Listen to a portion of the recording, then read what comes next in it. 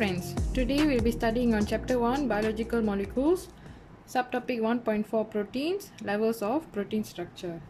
So the learning outcomes for today's video will be differentiate the various levels of organization of protein structure, tertiary and quaternary, and relate the functions of each structure to the organization of proteins.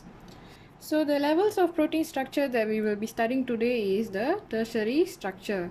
So tertiary structure is nothing but the further coiling and folding of secondary structure.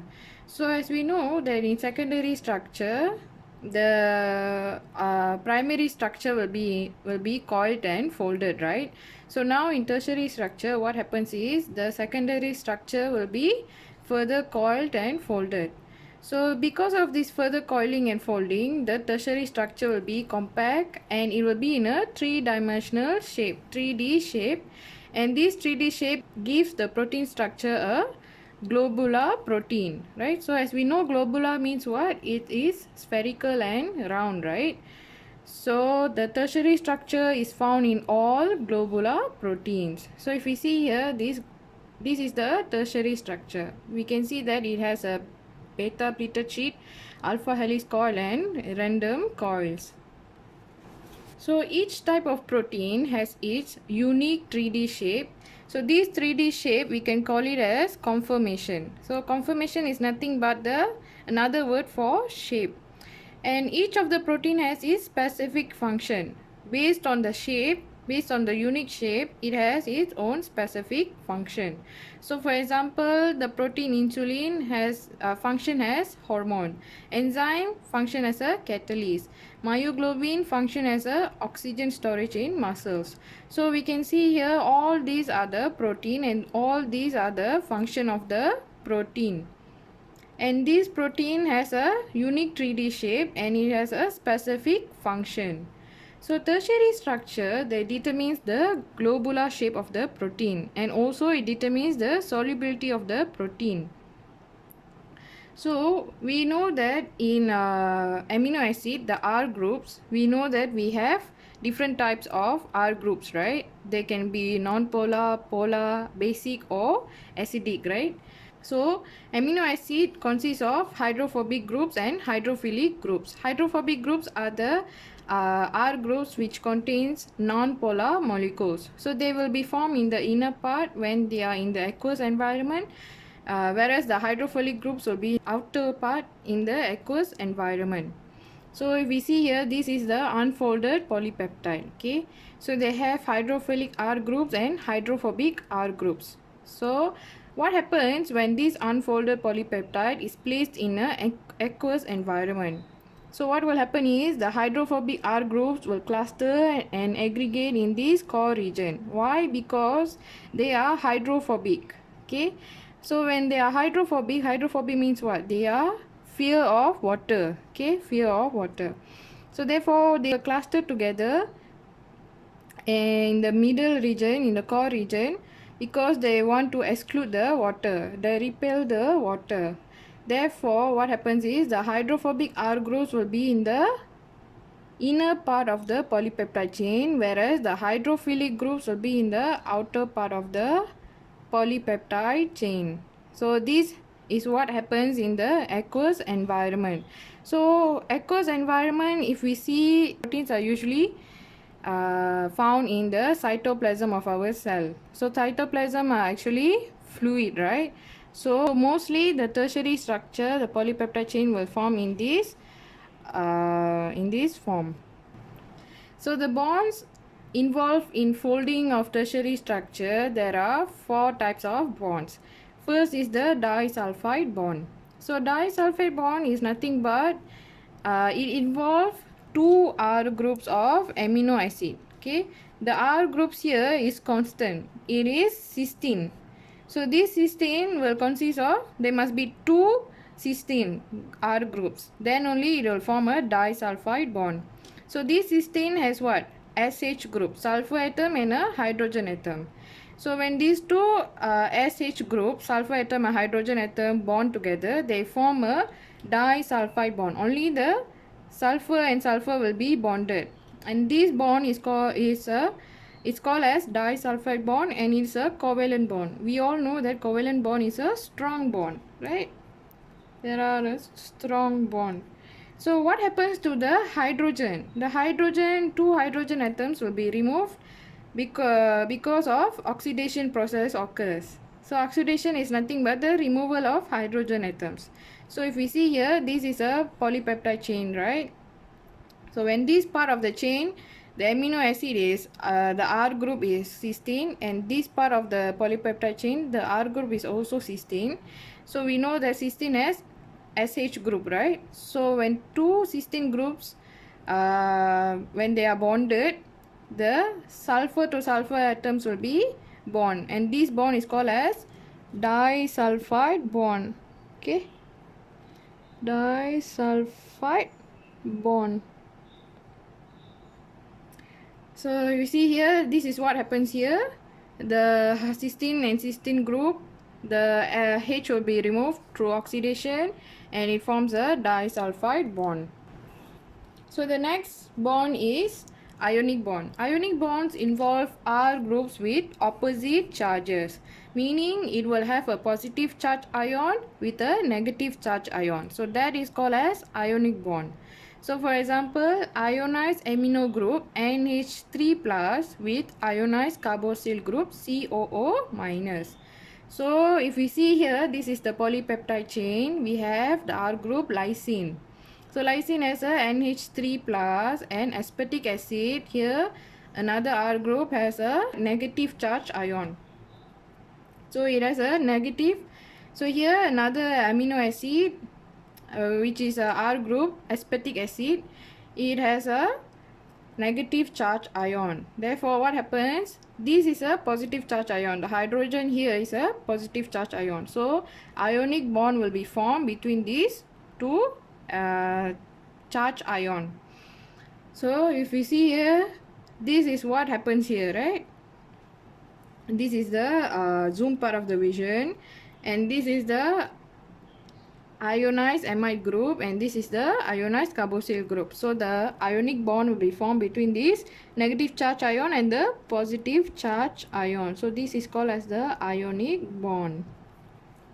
So the third type of bond is hydrogen bond.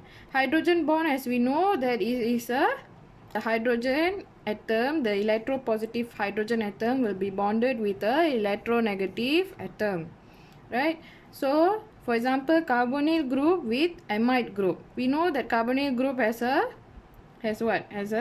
electronegative atom. The O oxygen here is a electronegative atom, and the in the amide group, the hydrogen is the electropositive atom. Therefore, they will form a hydrogen bond.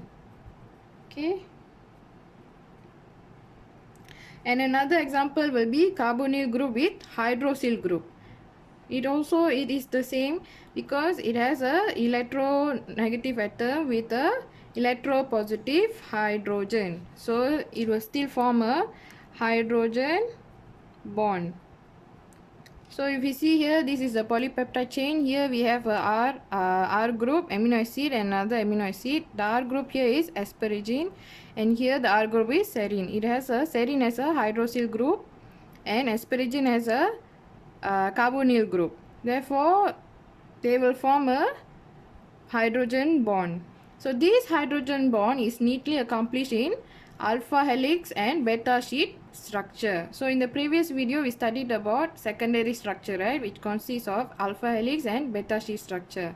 How the alpha helix and beta sheet structure is formed is through the hydrogen bonds. So the hydrogen bonds usually will be in the alpha helix or beta sheet structure. The next will be hydrophobic interaction and van der Waals interaction. So hydrophobic interaction occurs between two or more R groups that are non-polar groups. Okay, in other words, non-polar is called as hydrophobic groups. Okay, so these R groups are forced to cluster and aggregate to repel water, right? Because we know that the hydrophobic groups or the non-polar groups, they fear of water. Therefore, what they will do is they will come together to repel water. So hydrophobic interaction is nothing but the repulsion force between non-polar molecules and water. So an example of non-polar molecules or R groups which are non-polar is alanine, valine, isoleucine, phenylalanine.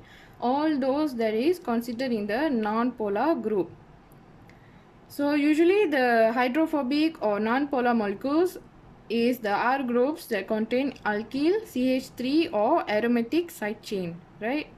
So if we see here, this is the unfolded polypeptide chain. Okay, this pink is considered the non-polar R group, the amino acid with the non-polar R groups. So what happens when it is in the aqueous environment? The R groups now will start to cluster and aggregate in the middle region, in the core region. Why? Because they want to exclude the water, and there are non-polar, they are hydrophobic. Therefore, they will come together or cluster or aggregate together to repel water. This is called as the hydrophobic interaction. What about van der Waals interaction? Van der Waals interaction occurs between non-polar and non-polar molecules. That is called as van der Waals forces. It is not the same. Okay. Why? Because hydrophobic interaction between non-polar molecules and water, whereas van der Waals forces is between non-polar and non-polar molecules. So if we see here, this is the part of the polypeptide chain. Here we have the R group valine, and here we have a R group alanine. So these alanine and valine, they will cluster or aggregate together. There will be no bond formed between these groups, right? Only van der Waals forces will be formed. That is why the name is called as hydrophobic interaction. They did not name it as hydrophobic bond. There is no bond occurs in this reaction. Okay. So here the van der Waals forces, as we know, it occurs between non-polar and non-polar molecules. So here in valine, this is a alkyl group and this is another alkyl group, right? So the van der Waals forces will be formed between this non-polar molecule and this non-polar molecule. So here is the complete tertiary structure of the protein. So as we can see, there are hydrogen bond, ionic bond, disulfide bond, hydrophobic interaction and van der Waals forces or interaction. So if we see here, this part of the polypeptide chain and this part of the polypeptide chain, we have serine and asparagine. Okay, and the R groups of asparagine contains what?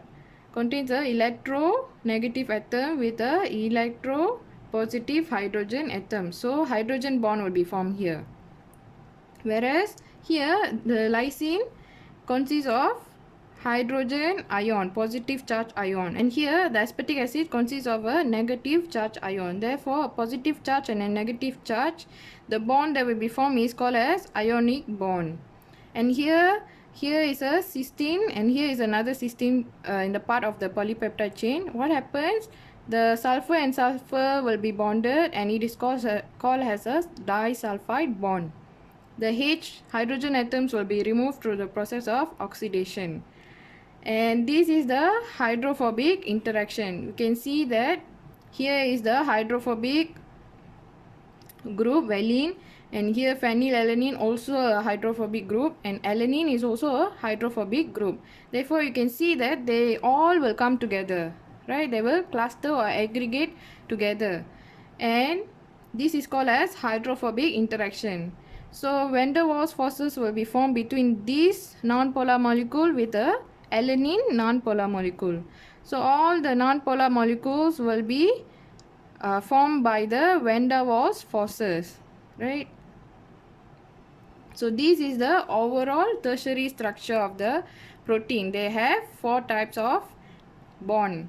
The hydrogen bond, ionic bond, disulfide bond. In hydrophobic, we don't call it as bond, we call it as interaction. And whenever there is hydrophobic interaction, there will be van der Waals forces. So the next level of protein structure is quaternary structure. So quaternary structure, it consists of 2 or more polypeptides. What do they mean by 2 or more polypeptides here is, the polypeptide here means it will be in a tertiary structure. Okay.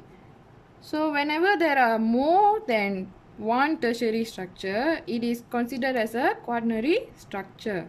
This quaternary structure will form a single functional molecule, right? The quaternary structure will have a function, and the function will only be in a it will only have a single function. So the overall structure of quaternary structure is also globular in shape. We already know that tertiary is a globular protein. So quaternary structure, it has two or more tertiary structure. So obviously the overall structure of quaternary structure will also be in globular shape. So quaternary structure is found in protein with more than one subunit. So what is subunit? Subunit is nothing but the tertiary structure. One tertiary structure, we call it as subunit. Another tertiary structure, we also call it as a subunit. So when these two subunits form together, which are tertiary structures, they are called as quaternary structure. So these subunits can be formed from same primary structure or different primary structure, and the bonds are all the same as in tertiary structure. So in quaternary structure, ionic bonds will be there, hydrogen bond, disulfide bond, hydrophobic interaction, and van der Waals forces all will be present in quaternary structure, same as in tertiary structure. So an example of quaternary structure is hemoglobin. So hemoglobin is a quaternary structure. So it has 4 subunits, right? So 4 subunits here means what? It has 4 tertiary structures. It consists of 2 alpha chains and 2 beta chains. So you see, if here is the red blood cell, if we zoom in the structure, we can find that it has 4 subunits, 4 tertiary structure. So the first polypeptide chain of the tertiary structure is beta 1, and the second tertiary structure polypeptide chain 2 is alpha 1, and here the third polypeptide chain or the third tertiary structure is called as alpha 2, and the fourth polypeptide chain or the tertiary chain is called as beta 2. So in this hemoglobin, it has a heme group. The heme is a prostatic group. Prostatic means it's a non-protein, right? So it's non-protein. And this heme group, prostatic group, it has a iron ion. It has an iron ion and a porphyrin ring-like structure. So the overall function of this hemoglobin is a transport protein. It transport what? It transport oxygen, right? So we can see that the hemoglobin has a unique 3D shape. It is globular and it is compact, right?